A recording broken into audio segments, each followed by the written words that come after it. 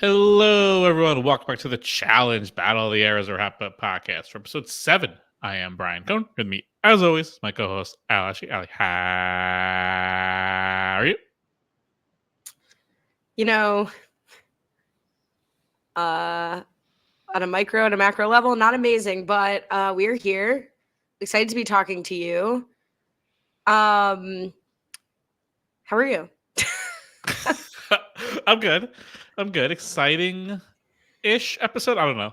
I was thinking of, couldn't decide if I enjoyed it or not, but maybe I'll decide as we go through it. But it was a decent episode. So I think I feel how you felt last week, Yeah.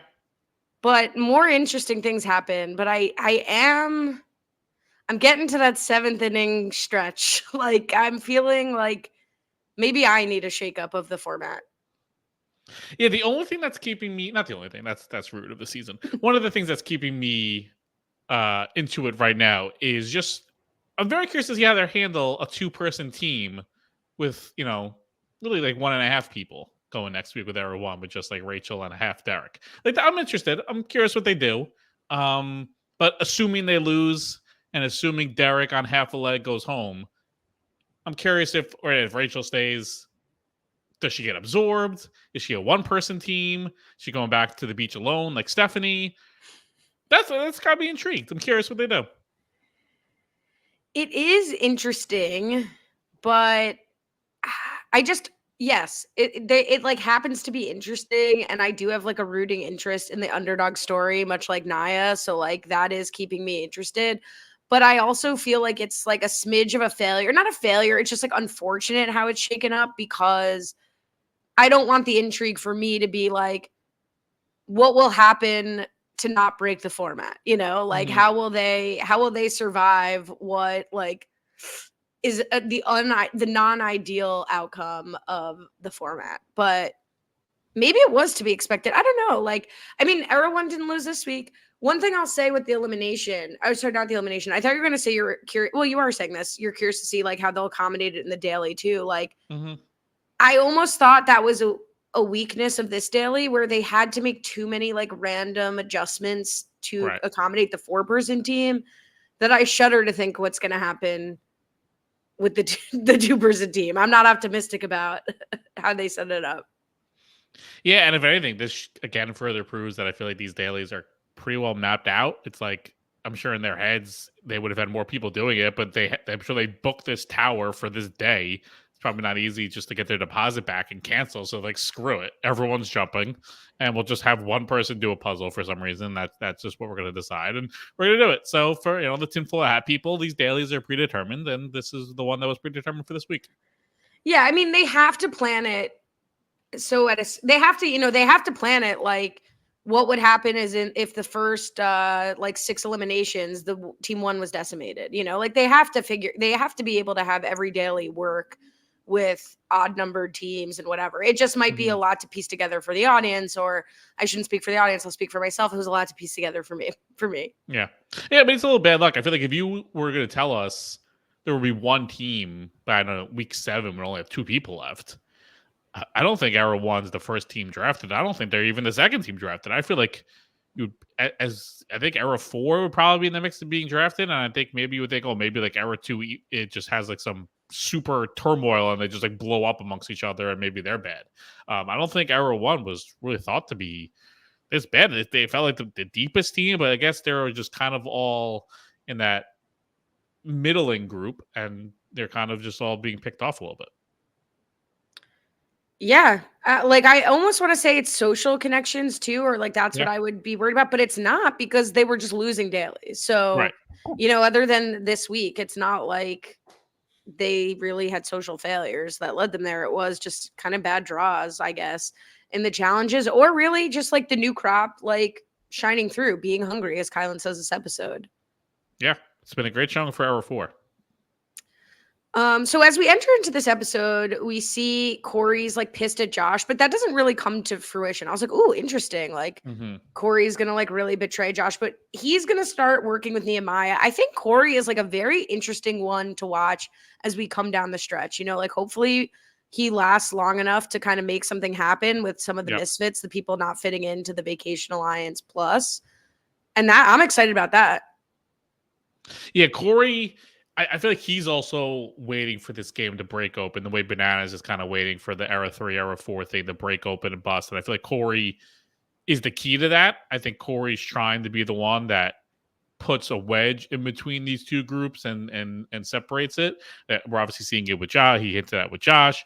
The end of the episode, we see it with Devin. I'm sure also feedback to Michelle. Like Corey feels like that piece that if he gets into power, like this coming week, he's like, screw it, we're throwing in Era 4. And I hope something like that can kind of come through. Yeah, format wise, there have been some tough breaks on like who happens to be in power and then who the nominated people are. Like, I think I said this last week. I definitely, spoiler, I feel this way with like Nehemiah and Aviv. Like, if some of the bigger targets maybe were available, maybe, you know, someone would take the shot. But I just do think like it's been, I don't know if it's bad luck or good luck. Bad luck, I guess, for shakeups in like I think who has been in power, like Josh being in power and Josh and Jenny being in power when Yeah. Laurel Bananas were on the chopping block.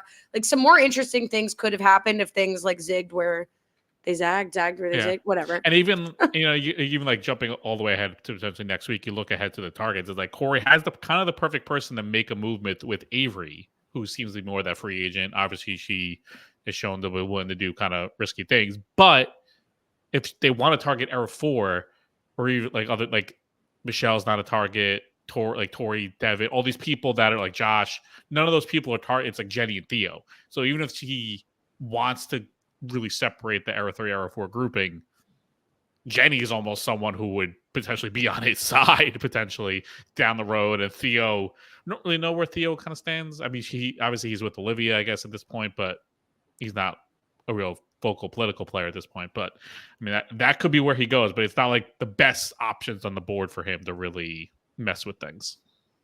True. So switching to the kind of fun throwback social event of the season here with Devin's birthday party, I feel like there's a great debate in like if you were a kid who had your birthday during the summer versus during the school year. Is there any better time to have your birthday than during the challenge house? Like this was like an unbelievable focal point moment for Devin. It looked like a lot of fun. Shout out to Kara, who did I feel like a great job emceeing like the roast. Great roast. I wish we got more of it. I feel like she probably threw out some other daggers. I would have loved to see them. They were good, like funny. The IKEA joke about Era 1 holding up as IKEA furniture was funny. The shout out to Are You the One for Michelle being Devin's boothing was funny. I wanted to see more. What else did Kara have? Yeah, I thought that was great. I thought Tarjay and Cherry were great. Like Derek really could get into stripping and drag. Like I thought he did a very impressive job. I thought Aviv and Casey on security looked great. It really did look like a good time. And we got, I think, a real thread of this episode of like the escalation of Devin and Michelle's relationship from like challenge romance to BFGF official. Yeah, and obviously there was like the Nerys and Horacio thing last season, but that felt like it more developed postseason. Like if it was like later on, and then it really developed. Like this is one of the first ones, and I'm sure I'm completely wrong with this statement, but this feels like one of the first challenge blossoming romances through a season in a while, because it just feels like a lot of them happen. They just meet for the first time, and it takes till like end of the season for them to like really get close, and then in the off season they get coupled up like Horacio and Nerys, like even like Leroy and Cam. Like it feels like this is one of the first ones in a while that we're really seeing it develop over the course of the season. Yeah, just so people don't hate on us. Like I think Casey and Nani had like a lot of like big sort of development moments where like Casey was like taking Nani on these like dates at the dock, and it was like, oh my God. Yeah. But yeah, I mean, it's kind of similar to Cam and Leroy in that they had a foundation before Cam and Leroy because they dated, broke up, and then were like exes kind of getting back together on the show. Here, like Michelle and Devin, what separates Michelle and Devin from Michelle and some of her other suitors on prior seasons is like they have this foundational friendship. So they're like, oh, if we're now hooking up, now we have to have a conversation about what this is, as opposed to someone like Emmanuel, who she meets, hooks up with, and then one of them goes home and like they fizzle out. Like, yeah, I think this is kind of another advantage of like the challenge having legacy players come back. Like people have pre-existing relationships. And so now we're seeing some like real love develop, which is nice to see. I stand. As a famously dubbed Jersey girl yourself, how would you indoctrinate Devin to Jersey boyhood? If you Yeah, wanted I to get think him on, Michelle's like, we're gonna get him down the shore. yeah, We're gonna get him Hoboken. I thought Devin. Where does Devin live I have absolutely no idea. previously? I think I might. I mean, Devin gives Jersey energy, so I don't think it's like a big stretch to get him Mhm. Jerseyfied. Maybe a spray tan. I don't know. I don't know And, what they're doing and, to and shore these days.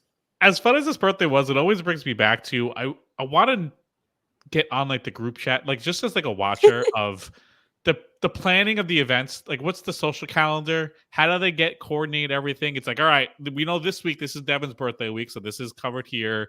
We have costume for one of the costumes for this week. Like, what's next week? I want to know the full planning and how it goes down. Who's in charge? Do they have like a shared calendar that they book things on? I want to know all this stuff. For $51, Ooh. you could pay Devin to send you a cameo, and I bet he would answer those questions. Oh, I think should we ask him where he was living before Jersey? I wonder who's the cheapest challenge contestant, like the modern challenge $51 contestant. is odd because if you were trying to like for the search engines, wouldn't you do like Right. 49 so you're below the 50? Like the 51 feels weird. It is weird. Josh is 50. I'm just Maybe you taking want a to do quick one scan. more Is than this any? Josh. Is that maybe that's it? The subtle jab at Josh. How much do you think Zach Nichols is? Should we play a little cameo? Win, lose, or draw? Whatever. Win, lose, or cameo? Am I getting a number or over under the 51? I don't think you're doing over under the 51. I think you're giving me a number for him. Okay, I'll do 80. We'll do card sharks. So you'll guess this number and then I'll give you over under as each successive player Okay, until you fail. fantastic. And when you fail. I'll say 80. Okay, so he's $15. Oh wow, Do you think Jenna, his wife, Jenna Compono, is over under $15? gotta be more. That's right. She's $20. What time is it? Do you think Tony Raines is over or under $20? I would think over. All these seemed low, but over. That's right. He's $30. Casey Clark, do you think she's over under Gotta be under. She can't be 30? more than $20. She cannot be more than $20. This is where we stop here. She's a Big Brother winner. $100 for Casey. Who? You know what? Maybe people are like, "What does Casey sound like?" So let me send her a cameo to find out what she sounds like. Let's go. Pay $100. 4.99 stars, 94 reviews. Good I'd for like to her. see what the 4-star review is. Can I see the 94 reviews. 4-star That's review? a nice $9,400. That's not bad. And that's just the Not a people bad who kick. reviewed. Yeah. How do I? Oh, the 4-star review. No helpful comments, just the 4-star review. How could she get that to 5? Brutal. All right. That should be a daily. Who can create the best cameo? I don't know how to do I mean, it, but that could be something. Era 1 has a good shot there. I think that's Era 1's best shot is getting Derek like on the mic. Rachel doing a fitness class, that's their Mhm. strength. Anyway, sorry for that interlude. So Derek and Darrell catch up on Chekhov's knee, and Mhm. no bruising, no swelling. He's in a brace, and we're being told he's cleared to play, basically, in this episode. Yeah, so I'll take back my crybaby-itis that I hinted at last week. Clearly, someone commented. This is not really a spoiler, I don't think, but if in case it is, jump ahead 5 seconds. Should I Wait, not say it? I don't know. I mean, Derek's talking about it, and I don't have a problem that it went in the Facebook group, but like, now It's I a real feel like I'm injury. watching We'll say that. differently. Yeah, Well, he's so injured. he's injured. He's injured. He's not hurt. He's injured. Darrell seemingly is no longer hurt or injured. His back's feeling great. Woke up one day, the heating pad's working. He's feeling better. But it is kind of sad. All the walking massages. yeah. All those platonic massages. There you go. Although not anymore. Maybe he felt better after the massages stopped because now she's gone. So all of a sudden, boom, the massages, or they worked, and all of a sudden it's better. I don't know. But yeah, it's sad to see Era 1, Darrell and Derek, and Father Time undefeated. Not by Jimmy Carter. Or by Jimmy Carter. Unbelievable. A lot of funny memes coming out about that. Very funny. It's a million The one for the human race, a million for Mhm. Father Time. All right, let's get to the daily because I think they set up a lot of little buds for what's going to happen later, but I think more to talk about later in the episode. So let's get to the highest of highs. And we'll talk about the daily right after this. All right, we're back. Got the Have you daily. been listening? Has that been working? It's a great question. I mean, I have not. I have not checked, but I will for this time. I will for It this would be time. hilarious if like we've done this like 3 or 4 times and it's just like happening like 3 seconds later. Yeah, because it's funny. I gave him a timestamp, but I don't know. I would assume it's the timestamp of this recording, not with the theme song baked in. So I would think it was different. I don't know. We'll check with this one. It would I be very do funny. Brian knows this, but I have to check on a cake in a certain amount of time when a timer goes off. It would have been funny if I was like, all right, I'm going to go check on this cake. And while I do that, you listen to this commercial. Like I could have done it then, but Should I we have didn't. people putting guesses for what they think the cake is? Sure. All right, people guess. Comment When we post this in the below. Facebook group, comment Hit that below what they bell. think what Alex cake is. All right, so the challenge daily this week, leap of faith. Very funny to see them say they were coming up, and they're like, when you see us driving into the city, into a building, we know what we're going to be doing. And yes, they go up to, I think they said the 51st floor. I think that's what they said. So in honor of Devin's cameo. We heard a lot of conflicting reports, and they're getting out of the elevator. They said 52nd. TJ said 56, and then they said 52nd again in a confessional. So, Okay, so 52nd floor. And then you said 51st, which maybe is correct. Like, I don't know. There was a lot No, of that was discrepancies. I can't remember. But so for this one, randomly pick people of 4. You have to run and jump off the helicopter pad to collect a series of flags. There's 4 of them plus a bonus one. And of course, this happens all the time. Like series going off, so I don't know if people can still hear me, but I'm gonna keep talking. Hopefully, I can it's hear not you. calculated. Okay, good. You have to collect 1 flag at a time, plus the bonus. Can't do 2 at a time. There's a penalty. If you miss a flag, there's a penalty. And then once you collect the flags, solve a puzzle. Timed event. And 4 people do it 4 people jump, which will be determined by random Randomly. draw. Taking away strategy, probably better for TV, but worse for the teams that should have an advantage for having more people left in the game. I love that though. I thought that was super fun. Yeah. I thought that was like my favorite, not my favorite, one of the best segments of the entire episode was people like summoning their names to be called or wishing their names were. I thought it was a great time. Yeah, it was definitely better for TV. So I'm fine with that for the challenge. But then Era 1 was only going to be allowed to have 1 person on the puzzle when everyone else had their remaining people on the puzzle. Okay. Like I just thought it was too much with like all of the flag deductions and all of the accommodations for Era 1. Too much going on for what was just repeatedly watching 16 people jump off a tall structure. The highlight to me was Darrell. That made it worth it, but otherwise I thought it was pretty repetitive. Yeah, Darrell was he powered through. We got to see a nice little flashback of him struggling in height challenges in the past. Very funny comments about himself. I think he said to Derek beforehand, "Is like if I'm not gonna do this, just like yell at me and tell me just to suck it up and man up, and I'll go do it." But I mean, he's bailed out before, so it was great to see him, fully dive in. We had the Aviv moment of her being super short, can't really jump. I was surprised then that they waited for her to be last when she would only have 1 flag to potentially grab. You would think give her the most options if they were worried about her being able to reach the flags. There's just the 1 blowing in the wind. I don't know, maybe have her go first or second, but she did it also. Yeah, one of the other weird parts to me with the rules is like we only see Tina actually grab 2 flags. No flags were dropped. No one else grabbed 2 flags unintentionally. And then I was like, oh, maybe Darrell doesn't have to go now because you get the penalty.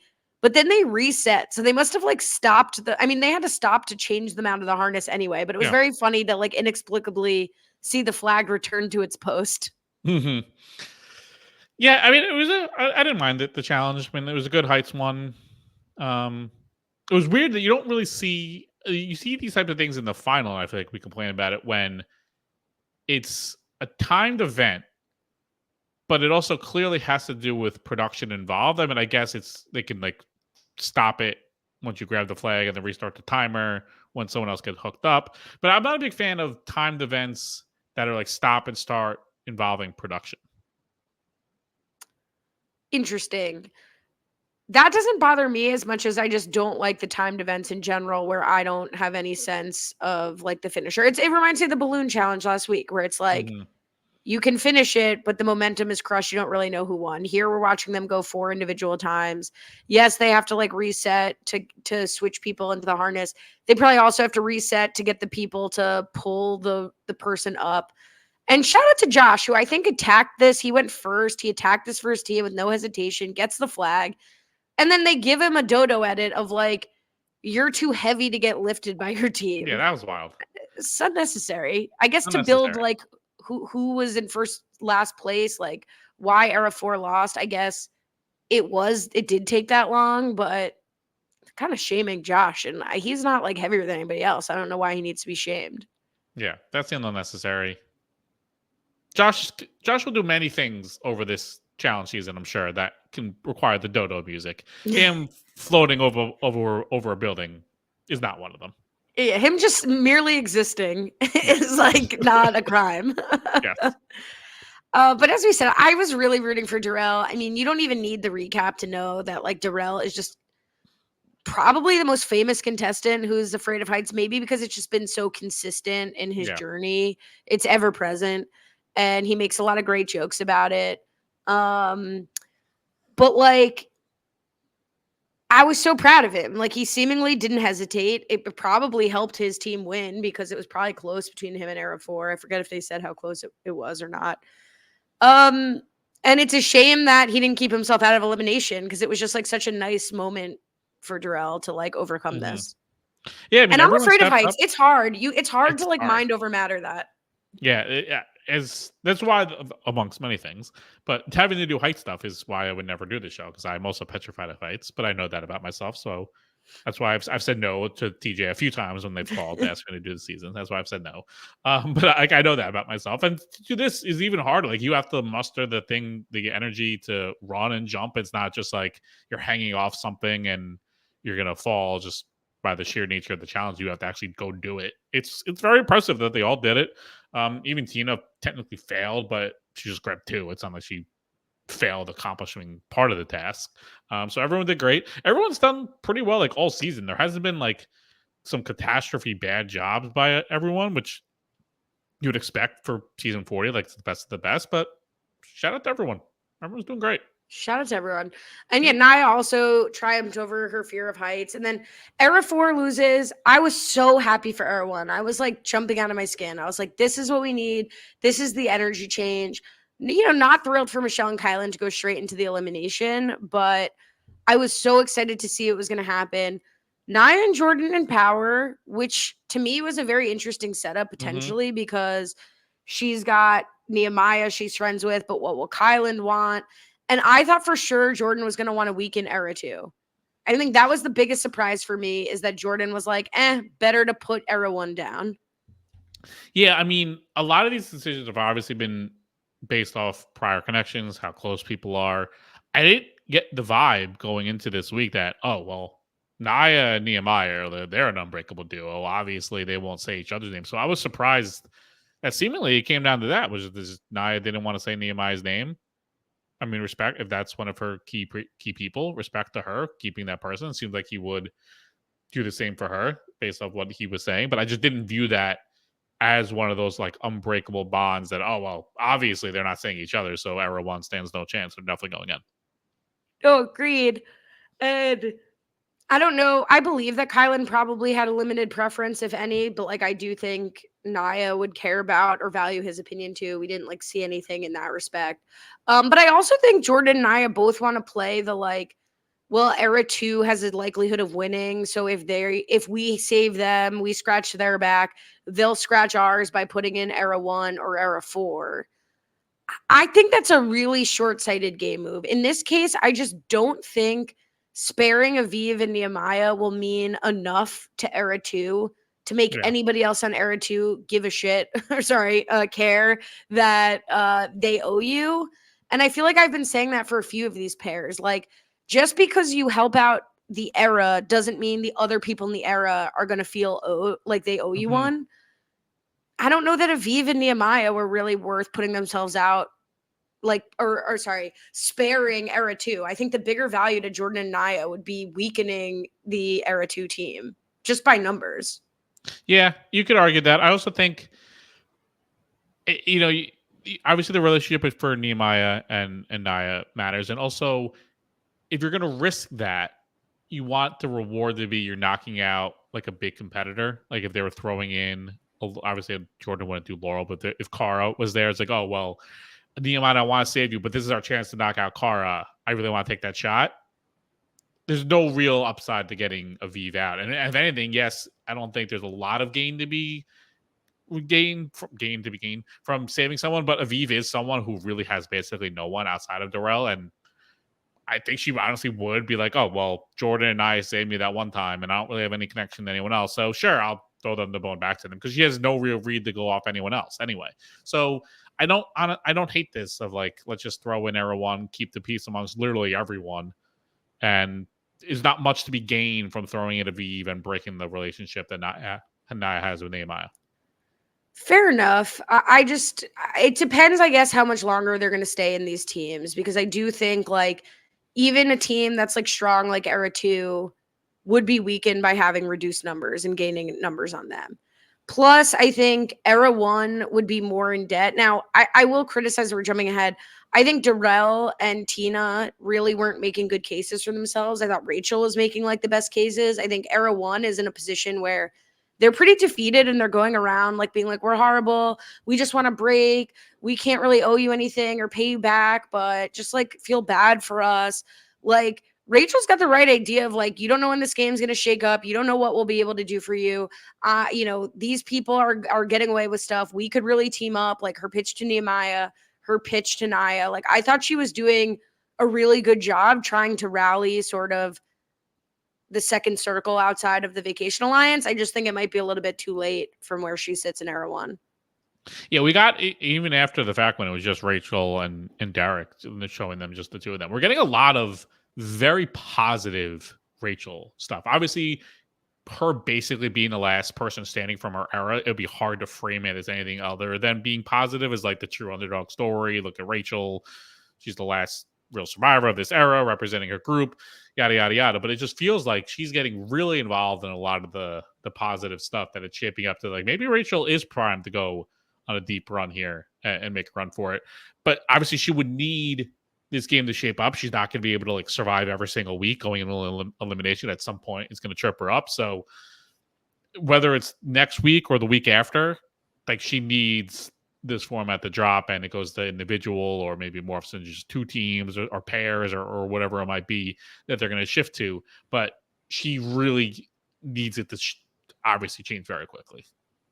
Yeah, and it's interesting because she's like obviously the best player on Era 1, but I also think like let's say it like shook up and there was a draft. I'd be hard pressed to find someone who would be picked over Rachel, first pick overall for the women. Yeah. So it's interesting to be such like a decimated, like old IKEA furniture team and then still be like the strongest woman probably overall in the season. Yeah, and even if you wanted to contend like maybe Laurel or Cara could be stronger than her, you could probably Not make with the that case. drama. But they don't. But Rachel does not come with a hundredth of the baggage that either of them do. Whether you end up with both Laurel and Cara on your team, or they're on separate teams, there's just so much to be involved with them that having Rachel is just like having the best of like both worlds, and her being just like super competitive and not crazy.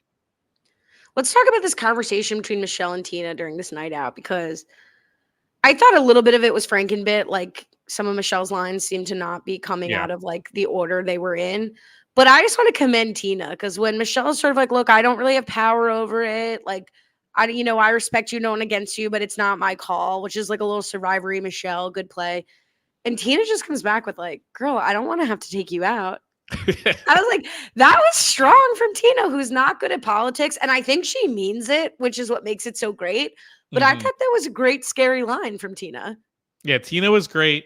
In that scene, Tina was great really through this whole season. This is, I mean, far and away her best return to action season that she's had. I think her All-Star season's left a lot to be desired. So this was great to see prime Tina back in the mix for these seven episodes. Yeah, that conversation was very odd, especially a lot of the Michelle lines were a bit disjointed. And yeah, it almost felt like some of them weren't even being said to Tina. Like they could have been a conversation with almost someone else. It was a little bizarre, that conversation, how it was edited and framed. But yeah, I mean, Tina was very funny. Agreed, but I appreciated Michelle's family package that got spliced in here. Michelle's brother having had an accident and suffering traumatic brain injury. It was really touching to hear Michelle be like, "It's a real highlight for my brother to watch me on the show every week." A great episode for Michelle overall. Yeah, I mean, maybe they showed it before, but I don't remember the backstory with her her brother and everything that happened there. Yeah, it was great to get that backstory, that history, and give a little bit more of a humanization moment for Michelle. Great episode for Michelle. Now, not to turn on her boyfriend, but not as great of an episode for Devin post birthday party, because I really have a problem sometimes with your boy Devin. Like just you boy, our boy, the general, the listeners, general boy. Like, Devin is one who sometimes will lie to the audience as well. And I just don't need to be convinced that you have a case and you're on the right side. Again, he plays ethically. He's not a snake. So when he's doing something snaky, he'll try to convince the audience to in confessional that he's justified. And like, you're not always. So in this example, Devin is up in the rotation for Era 3 to self-nominate. Devin, who's been a champion for self-nominations and like going in the rotation and whatever else, and is like, sorry, Michelle, if she wins, will not pick me no matter what I do or say. I could beg her to throw me in, that I volunteer. I could tell her this is what's best for my game. And she'll say, no, I simply can't. I couldn't possibly. And so, Corey, it's going to have to be you.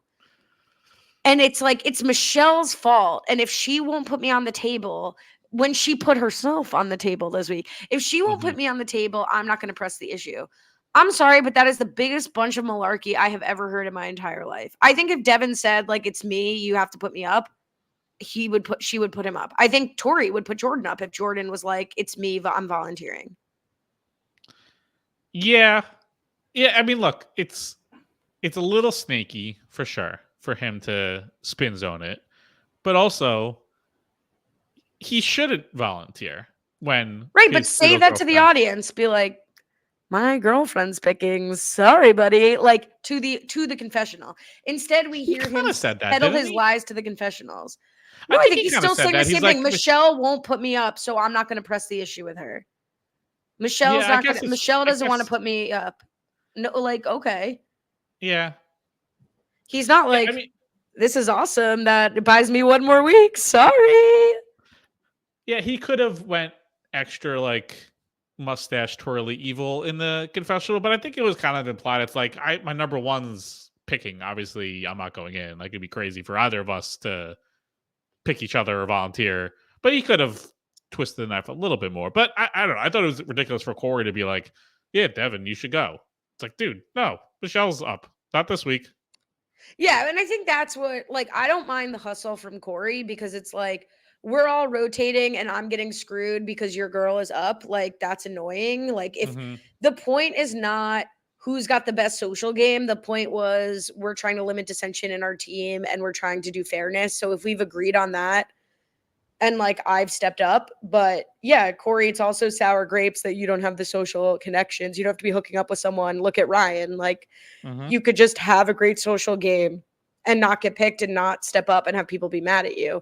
But I understood Corey's frustration where Devin is like, my hands are tied. I just can't ask to go in because my girlfriend would be upset. It's like not what would happen.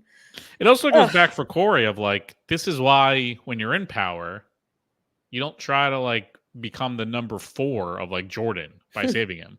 Or, you know, like you don't have the connections within Jordan and Devin and Tori and now Michelle. Like you're as much as they would even, if they wanted to save you, you're so much lower on the pecking order. And when the numbers start to dwindle like this, it's like, yeah, sorry, Corey, you're the odd man out. And that's why when he's in position of power, he should take the shots at the people that are in the position of power. because he is not in there. I made a bad call. Why did I pick up my mic? Hold on, let me just. As soon as I was picking it up, I was like, "Why are you picking this up?" Okay. Let's get to the deliberation. I mean, this is where I kind of started losing me in the episode of like, this was boring. Nobody was fighting. Everybody was kumbaya. I respect you. I respect you. I respect him. It's hard for me. Like, make a case. Make a case, boys. That's not just like, I'm old. Give me a break, Darrell. Yeah, we need a house vote. I think that's what I'm really looking. What I need in a shakeup is we need everyone involved. I need to see truly where people's allegiances lie, where the divide in the house are. Yes, it would skew towards helping the Vacation Alliance a little bit, but also maybe not because there's a lot of people still left, and I feel like the Vacation Alliance doesn't have as much numbers as they might think. So I want to see Bananas start to rally votes. I want to see Devin and Tori start to rally votes. I want to see what Kylan's going to do. I want to see people in different positions trying to rally votes. Like I think the targets was fun. I think after next week, let's call it. Let's drop down to 2 teams, something like that, maybe, or even just like individual. I don't know, but we need to open this deliberation up to the house. Yeah, agreed. Jordan at the end closes out with, "I love you guys. I will always fight for you." It's like, who was this to? Like, again, I don't know that this came from this. Like, who is that for? Who in the room does Jordan love and will fight for? Everyone? Is it just I guess general yeah. sense? I think everyone. I think it's basically no one in the room, so it's everyone in the room. It looked like he said it to like Kylan and Michelle, but like that doesn't really track for those relationships. No, not even in the slightest, and certainly not for Tina and Darrell because he's voting them in. He did not fight for them. But so yeah, he goes and tells them, and like, Tina flips out, and Darrell puts his eye mask on, his earplugs. He's like, "Don't touch me. I've got to get focused." I freaking love Darrell. It was a very mean way. Like they went in very smiley. Like if I was feeling like, oh, they're coming in to tell me I'm safe, and they're like, "It's you." She's like, "Is it me? Am I safe?" No. Yes, You're it's not. you. You're going in. Yeah, and Nia candidly just gives her the information like, "It's about my brother. I've got to protect Nehemiah." So fine. Like, and then why did we do this? And maybe everyone always knew that, and that's why the deliberation was boring, because it's just sort of like, I'm not going to fight for my life when I've just got absolutely no shot. And I like how Nia handles it. Heavy is the head that wears the crown. Ain't that the truth? It is fun to see like the two dichotomies of Darrell being like, I can't believe I said that word right. I'm very proud of myself. Of Darrell being like, I'm just ready to go in. Let's just get this started. And Tina being like, no, I'm going to go scorched earth and start yelling and screaming and find out exactly what the real story is. And I'm going to be very upset. That's why it's very similar. You have both. If people cross the challenge or hap up. Exactly. I put on my eye mask and I go to bed and I focus on the next thing.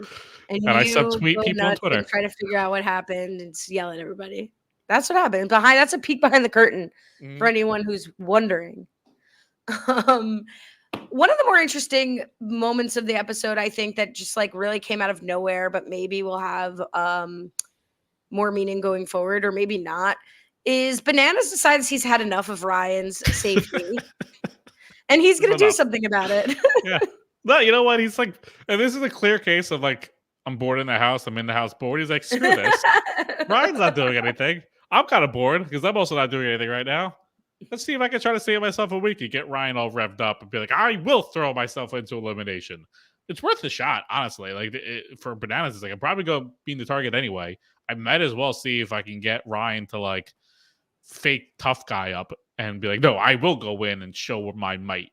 And kudos for Ryan for standing up to Bananas, but also not doing the stupid thing and self-volunteering. It's like, I got my people. I'm safe. Yeah, and maybe there was something to like, maybe Bananas, he didn't say this, but like if someone hears this, it's like maybe if a reason to nominate Ryan later, like, oh yeah, maybe you should go in. Maybe it is your turn, like maybe that could seep in somehow. But I loved more than anything Derek's interpretation of this, and is like, this happened so many seasons to us where we were constantly the scapegoats. We were determined to be weak. We got thrown in week after week. And that was fine with you when it benefited people like you and Laurel. And now you don't like it that it's not benefiting you. And so sorry, we don't care. I absolutely love that season 40 energy. Karma's a bitch. She might take a while, but she always shows up. And like, I love it. He's like, I can't lift 200 pounds, but I could kiki with 6 girls, and now they won't vote me in. Sorry. Loved it. Yeah, no, and he's 100% right. You go down like in the mid-20s, early 30s when Bananas was making finals left and right. He wouldn't see an elimination sometimes, or he would wait till the very last one to get thrown in. He would have all of his buddies there, and it worked for him. Good for him. But Bananas is usually not one to remember the past for the hypocrisy of things, and Yeah, no this shit. is a clear example. You don't say. All right, so we get to the arena. Boxsterphobia. I mean, we need a meeting with the naming department here. What's going on here? Like, I get it, claustrophobia, but I don't know. Maybe the claustrophobia of it didn't really like read that heavily for TV, at least for me. Yeah, I don't know. I have mild claustrophobia, I would say. I think the scarier part of claustrophobia when you're enclosed is not being able to see. Yes, Like I was going to say if the panels were opaque, if the panels were the obtuse, reverse, like if they were in the dark, I feel like that would be the obtuse. Is that not the right word? No, opaque, not Opaque. letting light through. Okay, Yeah, opaque. that's Obtuse. obtuse. That would If they had large angles. that would make it very much a claustrophobic situation. The fact that you could just like see up, down, and around, I feel like it's not nearly as bad as what they were trying to make it out to be, and that's fine. I don't know. I'd rather be able to watch them do it and have it not be in the dark. So I'd rather than be like this. I agree, and I'm biased against this elimination because the second I saw it with the the 5 sliding panels, it's physical, but then there's a math equation on each panel that you have to put together. I just felt like Darrell was going to be out. And I kind of thought Tina would have a better chance, particularly in the physical part. But I think for the women, at least, it worked as an equalizer. And I was just like, Kylan's going to absolutely obliterate Darrell. And he did. I mean, Darrell held his own, but he did. If your name's the calculator and you got to live up to the calculator, although it sucks because Darrell seemingly had it. Very funny scene of him doing the math in the sand, but then cleaning up his work and putting away the notebook and the pen in the sliding desk door before he decides to turn the key. Very funny stuff. But I was thinking about this. I was surprised, we see a lot of challenge stealing going back and forth between like Survivor, Big Brother, or Survivor and the Challenge, really. We see like them doing similar things. I feel like Survivor has never really picked up on the math that the Challenge does. Like, there are a lot of similar puzzles. Even like the daily last week was very Survivor-esque, moving a large item through trees and stuff. I feel like we see a lot of cross collaboration sometimes with challenges. I don't think we've ever really seen math in Survivor. So that's interesting. I don't feel like the challenge people at Survivor are like looking at the challenge for ideas. Does it really go the other way? Maybe. I don't feel like I've ever seen a Survivor challenge and I'm like, wow, this really looks like the challenge. But I also feel like there has been math, but maybe more in the like wasn't there an equation last year when they were at like the like that's just like remembering their vote or something? It's just I think like there's been remembering equations. Numbers. Like it's like you solve a puzzle and it gives you a number. It's not like 12 and you find another thing that's like plus 20. Like the thing was like from last season, there was people had to remember numbers and they tied it to like a Survivor season or Survivor winner. But there was no math to it. I think no, they had a 9, 8, 7, 6, 5, 4, 3, 2, 1 equals 100, and they had to put in the pluses and minuses. Okay, all right, so there you go. All right, so I stand corrected. 10 months ago, but all of this is to say, good, because the equations suck. That's the worst part of the challenge. So I'm not like, oh, the Survivor is really missing like a gold mine of entertainment here, not doing math with these starving people on the island. Like, I have no interest in that. So like, if there's been math, do less. And there hasn't been math, thank God. Good for you. That's one I didn't mind. I hate it when it's in the final and it's like catastrophic when you mess it up because you have to run like 12 miles back to see like all the numbers. Like here, you're just doing loops around the little box and seeing what numbers there. So I didn't mind it that much. So this one was fine. I guess the only thing I almost wish I don't think they had to go through the claustrophobic box to get the numbers because they kind of all remove the panels. They kind of just like peek in. Maybe you should have to go through it again. I don't know. I think once you pull the polls, I think you could just walk through. Yeah. But yeah, I mean, it didn't bother me. It only bothered me because I didn't like the result. Not that I wanted Kylan to lose. I was just rooting for Darrell. I'm rooting for Errol 1. I'm sad for them. Sorry for them. But Yeah, I think the more interesting result happened of like decimating Era 1. Michelle and Kylan, who are pretty pivotal to what could happen this Totally. season, go back. So, like, all is well, but I am sad to see Tina and Darrell leave. Yeah, it's sad to see them go. But for the season, I feel like Kyland and Michelle right now are bringing more creatively to what could go down, especially if and when the game breaks open. So I'm excited to see that. But it does open up the very funny like the situation next week with just Derek and Rachel as a 2-person team going up against teams of 7, which is wild. It's just crazy how they've lost. I think they've lost one person like every week basically. Yeah, and I think this is the first time that 2 people from the same era have gone home in the elimination, and of course it's era 1. So we've got some new targets. It's always going to be Derek and Rachel, Cara and Derek from era 2, Ryan again avoiding the being a target. Birthday Era twins. 3, sorry. They were birthday twins. Oh yeah. Era 3, it's going to be Corey and Avery, and era 4, Jenny for the 3rd time, and Theo, the one-eyed warrior. Now, I worry about Jenny and Theo because, like, could there be 2 less connected people going up here besides Aviv and Aviv? You know, it's like, good luck to them. Yeah, Good I luck mean, to honestly, them. all these people. I mean, obviously, we could have the Corey, Avery, like the Avery and Derek situation again. So that's something obviously to watch. That if one of them wins, theoretically, the other team's 100% going to be safe. I mean, it'll be. I don't know what the daily is going to be, but I don't know how Rachel and Derek don't lose. So that's the case. If Jenny and Theo don't win, they're going in. So it's the heavy favorite right now is Jenny versus Rachel and Theo versus Derek next week. Damn, Daniel. Wow, the size differential alone between Theo and Derek. Wild stuff. Jenny and Rachel would be a heavy hitter matchup. So I'm sure they'll do connections. All right, let's get to the drinking game. You know, I'm very excited to hear the results from last week. I will spoil. I don't have a rule for this week to add, so we may just be adding one rule. We don't have to add one. You're welcome to add a rule. For this week, there was 8. 5 people volunteered. Or again, for last week, there was 8. 5 people volunteered to be a target. There was 1 animation in the confessional. The King Queen Jester thing. I don't fully even remember that anymore, but that was there. 1 picture coming I'm sorry, alive. the King Queen Jester. That's the rule? Well, it was a confessional animation. Oh, sorry. Go ahead. I was like, well, okay, go ahead. 1 mention of karma and 1 mention of kids and family of Corey. There you go. All right, what are you adding this week? I don't have anything either. Let's take a week off. All right. No drinking game this week. Go. Let's just, finish whatever you're doing. Finish your drink when the game breaks open. When these errors are done. Whatever you're doing, stop where you are. When TJ says the game's changing. The one thing I will note, he said something very.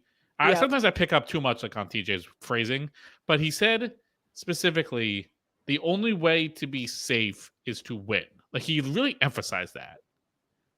And it almost, for me, made it seem like there's like a double elimination or like whoever wins is safe and the other 3 targets are all going into elimination. Like that's almost how he made it seem. I really don't think that's the case, but I don't think he said that every week. So it felt an odd placement. I agree. And honestly, my reaction to it was like, oh, we're not switching up the game next week because he's like reiterating the format we're in now, which is the only way to be safe is to win. That's interesting that it would be an indication of a change in that there would be all 3 teams would go in, or perhaps that like other people besides the targets could be vulnerable. Like maybe they will switch it up and only the winning team will be safe. So yeah, I read it at first of like, oh, we're just going to keep emphasizing the same theme, but maybe it will be an indication of a switch. I'm down for it. What do you think they'll do? Up, even if it's 3 people. What's your guess? What do you think they'll do when they switch it up? I think they're going to go to individuals. Like a free agent style where it's sometimes teams, sometimes players, or we're just straight individuals to the end? I mean, we still have probably too many people to do like all individual challenges the whole way through. So depending on when it switches up, I think it might just be like combo, random draw, whatever. Though we don't have any like mechanism for that. So what do you think? My hope is it's 2 teams, and the way they could do it is like whenever they do it, instead of teachers like, you're not picking targets this week. You two are picking the teams or something like that. And then they go back and forth. Like they're split and then they do a draft. I mean, I'd be very down for that. That could be fun. But then you think they go to teams as the final, or they break? No, I think the final is going to be fully individual. But Okay. I would hope they keep the teams until the final. All right. Well, the good news is short episode. I didn't have to get up to check the cake. That timer is going to go off in a few minutes. Keep the guesses coming. What the cake is? Drop a comment below. Subscribe. Hit the bell. And you could follow me on Twitter, _, TikTok, Challenge Wrap-Ups. Follow you. Can't follow me anywhere, but New Girl Old Guy back this week with special guest Alex Chester and, Shana Tova to everyone celebrating the Jewish New Year. Woo-hoo. Happy and healthy. Absolutely. Till next week. And to everyone. You don't have to be celebrating the Jewish New Year to have those wishes. Anyway. Happy and healthy to literally everyone. Happy and healthy. Should I sign that off? Should I use happy and healthy for every episode? What did I used to say? Happy Valentine's Day? Happy Valentine's Day. Happy and healthy. Till next week. Have a good one.